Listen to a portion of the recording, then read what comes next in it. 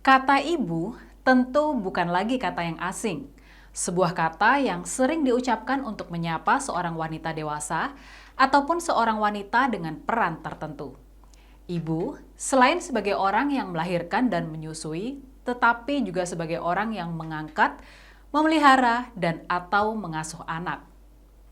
Di Indonesia, kita mengenal satu hari yang ditetapkan sebagai Hari Ibu, yakni pada tanggal 22 Desember. Pada hari ini, biasanya kita akan melihat banyak sekali ucapan selamat dengan kata-kata indah dan menyentuh. Tanda terima kasih seorang anak kepada perempuan yang telah melahirkan dan merawatnya. Tidak jarang para ibu juga dibebas tugaskan dari rutinitasnya di rumah selama seharian penuh, dan tugasnya diambil alih oleh para ayah dan anak-anak. Hal ini sebagai bentuk penghargaan kepada para ibu yang telah melayani keluarga selama 364 hari dan bisa jadi sebagai bentuk solidaritas terhadap para ibu dengan ikut merasakan beratnya tugas yang dikerjakan mereka setiap hari di dalam keluarga. Peringatan Hari Ibu di Indonesia saat ini lebih menitikberatkan penghargaan kepada para ibu dalam definisi perempuan yang telah melahirkan dan merawat seorang anak, daripada penghargaan kepada para perempuan secara menyeluruh.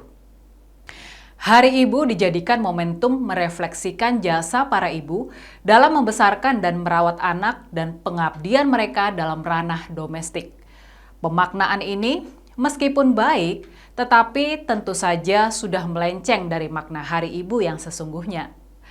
Untuk mengetahuinya, mari kita menggali kembali sejarah kelahiran Hari Ibu ini. Peringatan Hari Ibu tidak bisa dilepaskan dari gerakan perjuangan para perempuan Indonesia yang melakukan Kongres Perempuan I pada tanggal 22 hingga 25 Desember 1928 di Yogyakarta. Tepatnya di Gedung Dalam Joyo Dipuro milik Raden Tumenggung Joyo Dipuro. Pada saat itu, para pejuang perempuan Indonesia yang berasal dari organisasi-organisasi perempuan, terutama dari Jawa dan Sumatera, seperti Sukonto dari Wanita Utomo, Nyai Hajar Dewantara dari Wanita Taman Siswa, Nona Suyatin dari Putri Indonesia, berkumpul mengadakan kongres. Semangat mereka ini terinspirasi dari kejadian Sumpah Pemuda yang mempersatukan para pemuda seluruh Nusantara dalam semangat yang sama demi kemerdekaan Indonesia. Maka dari itu, para perempuan ini pun merasa terpanggil untuk bersatu, bahu-membahu bersama kaum lelaki memperjuangkan kemerdekaan Indonesia. Meskipun baru pada saat itu terjadi Kongres Perempuan yang pertama, tetapi bukan berarti bahwa perempuan Indonesia baru memulai perjuangan mereka pada saat itu. Karena sejak awal penjajahan kolonial, sudah banyak perempuan yang ikut memperjuangkan kemerdekaan, seperti Cut Nyak-din, Cut Mutiah, R.A. Kartini, Dewi Sartika, Christina Marta Tiahahu, dan masih banyak lagi yang tidak sempat dicatat sejarah. Hanya saja, pada saat itu perjuangan mereka masih bersifat kedaerahan, sehingga hanya menimbulkan efek yang kecil. Menyadari kekurangan ini, maka para perempuan termotivasi untuk melakukan Kongres Perempuan se-Indonesia agar dapat menyatukan perjuangan mereka dalam satu semangat yang sama demi kemerdekaan dan perbaikan nasib mereka. Kongres Perempuan pertama ini dihadiri 30 organisasi perempuan dari 12 kota di Jawa dan Sumatera, seperti Organisasi Wanita Muhammadiyah Aisyah, Jong Islameten, Bon Dems Afdaling, Wanita Katolik dan Meyes Kering, Jong Java, bagian perempuan. Dalam kongres ini, mereka membahas berbagai isu seperti persatuan perempuan senusantara, peranan perempuan dalam perjuangan, peranan perempuan dalam pembangunan bangsa, perdagangan anak dan perempuan, perbaikan gizi, kesehatan ibu dan balita, dan juga pernikahan usia dini. Hasil dari kongres ini antara lain terbentuknya sebuah organisasi yang bernama Perikatan Perkumpulan Perempuan Indonesia.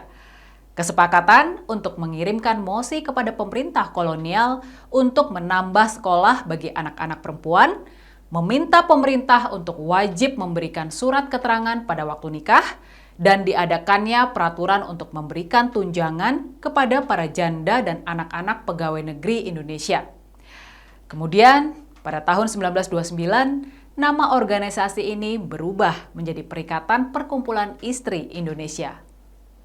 Setelah Kongres Perempuan pertama sukses, diadakan lagi Kongres Perempuan kedua yang dilaksanakan di Jakarta pada tahun 1935. Kongres ini berhasil membentuk Badan Kongres Perempuan Indonesia dan menetapkan fungsi perempuan Indonesia sebagai ibu bangsa yang berkewajiban menumbuhkan rasa kebangsaan. Dalam kongres ini terbentuk BPBH atau Badan Pemberantasan Buta Huruf, dan kesepakatan untuk menentang perlakuan tidak wajar atas buruh wanita perusahaan batik di Lasem, Rembang. Kongres Perempuan Indonesia yang ketiga dilaksanakan di Bandung pada tanggal 23 hingga 28 Juli 1938, yang dipimpin oleh Nyonya Emma Puradiredja. Selain menghasilkan RUU Perkawinan Modern, pada saat ini pula ditetapkannya tanggal 22 Desember sebagai Hari Ibu. Dan ketetapan ini dikukuhkan lagi secara resmi pada tahun 1959 oleh pemerintah melalui Dekret Presiden yang dikeluarkan oleh Presiden Soekarno dengan nomor 316 tahun 1959. Dengan adanya surat keputusan ini, Hari Ibu resmi menjadi hari nasional serta dirayakan sampai saat ini. Di masa yang lalu, peringatan Hari Ibu lebih sering diisi dengan kegiatan-kegiatan untuk memperjuangkan dan menyuarakan kepentingan perempuan. Seperti saat peringatan 25 tahun Hari Ibu di Solo, dirayakan dengan membuat pasar amal yang hasilnya untuk membiayai Yayasan Kesejahteraan Buruh Wanita dan beasiswa untuk anak-anak perempuan. Dan Hari Ibu di tahun 1950 dirayakan dengan mengadakan pawai dan rapat yang menyuarakan kepentingan perempuan. Peringatan Hari Ibu selalu berarti untuk mengingat semangat dan perjuangan kaum perempuan dalam upaya memperbaiki kualitas bangsa dan generasi selanjutnya. Melihat dari peristiwa-peristiwa yang membidani lahirnya Hari Ibu ini, maka dapat kita katakan bahwa sesungguhnya Hari Ibu memiliki makna yang lebih dalam dari hanya sekedar perayaan sentimental belaka atau penghargaan kepada para perempuan yang telah melahirkan dan peran domestik mereka saja. Hari Ibu ada untuk mengenang kembali semangat nasionalisme dan jiwa patriotik para perempuan sejak zaman sebelum kemerdekaan, memperingati kebangkitan persatuan para perempuan Indonesia, serta sebagai bentuk penghargaan terhadap jasa para perempuan yang telah memberikan sumbangsih lewat peran mereka masing-masing. Dengan kata lain, Hari Ibu adalah milik semua perempuan dalam berbagai peran yang mereka mainkan.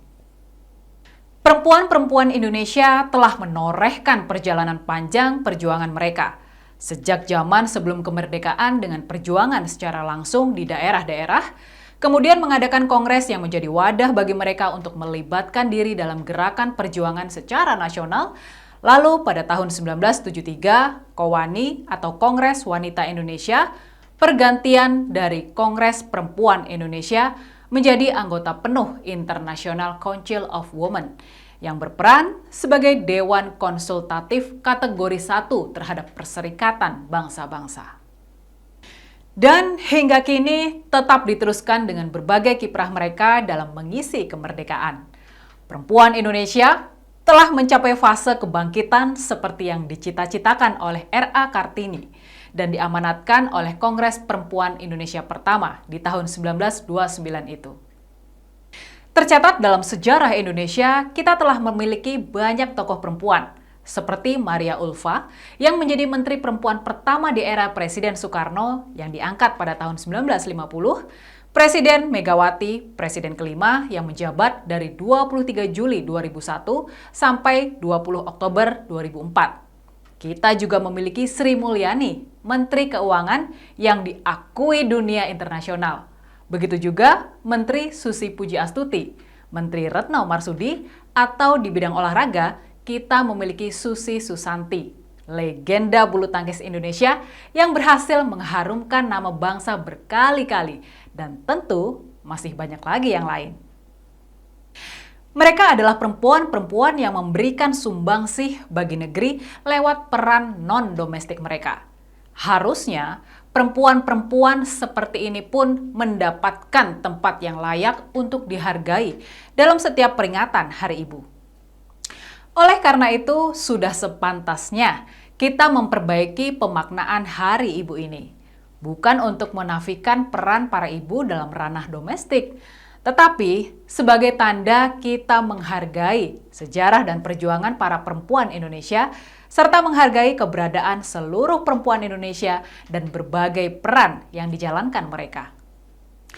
Hari Ibu harus kita maknai sebagai momentum mengenang perjuangan para perempuan Indonesia sejak zaman sebelum kemerdekaan dan kebangkitan perjuangan perempuan se-Indonesia sebagai bentuk penghargaan atas kiprah perempuan-perempuan Indonesia secara menyeluruh dalam mengisi kemerdekaan melalui peran-peran mereka yang kompleks. Dan tentu saja sebagai kesempatan untuk menggelorakan kembali semangat para perempuan untuk melakukan peran-peran mereka di masa kini. Hari Ibu harus menjadi milik semua perempuan Indonesia tanpa pengecualian. Karena demikianlah yang diinginkan para pendahulu yang menjadikan peringatan itu ada. Selamat Hari Ibu untuk semua perempuan hebat Indonesia. Tetaplah bersatu, teruslah berkarya, teruslah merawat generasi bangsa.